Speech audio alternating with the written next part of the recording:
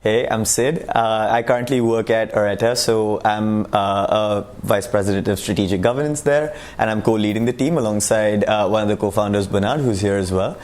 So what's Aretta? So we're a crypto-native investment bank and strategic governance firm. And from the investment banking perspective, we focus on mergers and acquisitions, capital raises, secondaries, and token capital markets, which is an institutional version of token launches that we help our clients with. And from a governance side, we work closely with foundations and DAOs to help set up and structure their decentralized governance structures.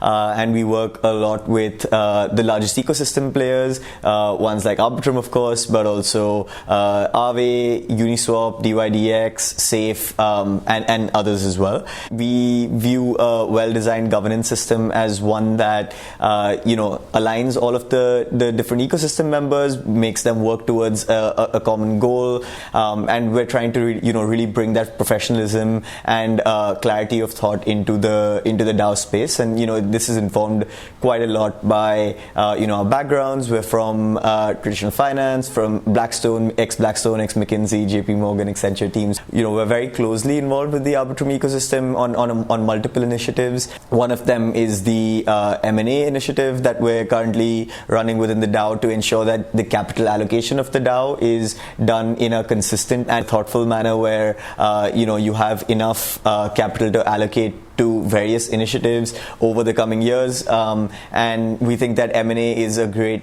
strategic toolkit really for Arbitrum to utilize both now and over the coming years. One of the other things that we're working on is the Arbitrum DAO procurement committee, so we're on the ADPC as well to streamline and structure service provider selection for the DAO. And currently we're working on we published an RFP to whitelist security service auditors for Arbitrum DAO, created a subsidy fund to subsidize projects that are looking to build on Arbitrum for security audits. And lastly, we're also running the RWA Innovation Grants Program and aiming to kickstart this vertical on Arbitrum at the moment. It's a pilot. We're working alongside Thank Arb on this, and we see a lot of potential in the RWA space, both in Arbitrum and beyond. And we think that this is just step 0.1 of actually ensuring that Arbitrum becomes like it is the home of DeFi, the home of RWAs as well.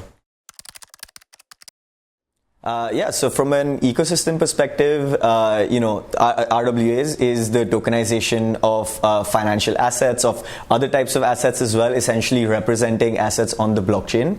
And this is one of the core benefits of blockchain technology, the fact that you can take an asset that usually does not have liquidity, even sometimes that does have liquidity, put it on the blockchain, make it more transparent, trackable, you can fractionalize it, you can easily send it. And the way that the financial infrastructure in the world works today in TradFi, a lot of the things that are possible through smart contracts and programmability are not possible, and the financial system today is really cumbersome, difficult to deal with, and only highly specialized actors can access all different types of financial instruments that give you different kinds of risk and return profiles.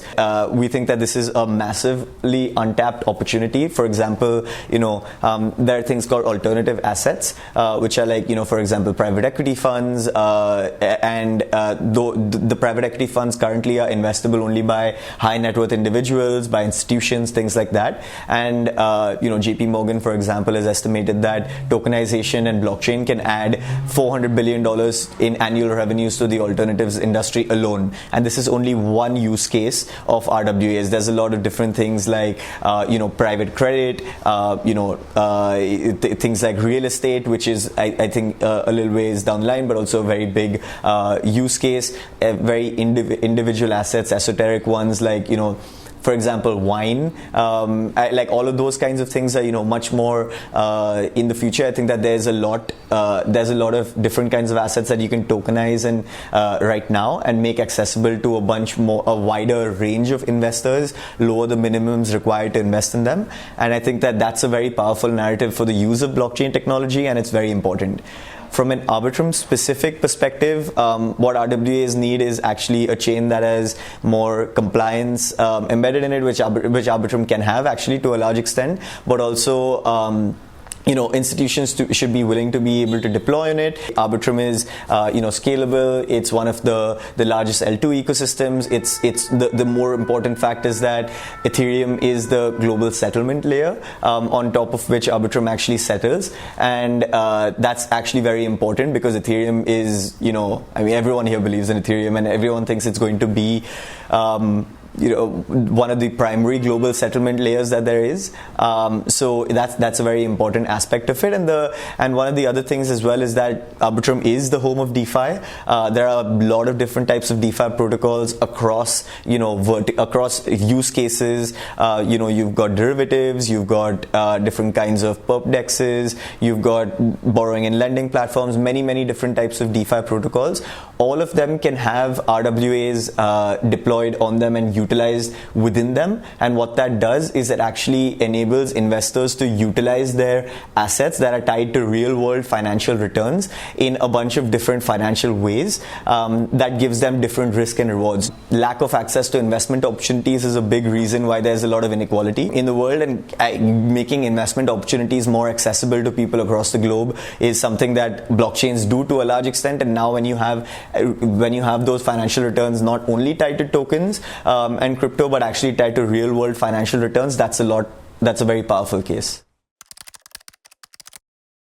Yeah, it was great actually. I think that what we wanted to do as Aretta, and what I wanted to do as well, was to meet a lot of the people who we've been interacting with a lot on a daily basis, within the Arbitrum ecosystem, talk to them about some of the work that we're doing and how we can, evolve the DAO and take it forward. A lot of what we do at Aretta is also around organizational design and operationally improving and optimizing DAOs. And a lot of the people within GovHack have the same kind of goals of making this a more structured organization. So that was one of the goals. That was one of the objectives for us. I think that GovHack really helped with that. And also one of the things was just to see what people were thinking of, what they thought were some of the areas that we needed to focus on within Arbitrum. You have big discussions going on, like the ventures initiative, and what we want to do with those, and how we actually want to allocate capital as a DAO, and where we think how we think the treasury should be managed, which is a big thing, which links in also to the DAO budget and spending conversation, which is also massive. And from a GovHack perspective, meeting everyone and talking about it face to face with everyone in one room in one location is really helpful.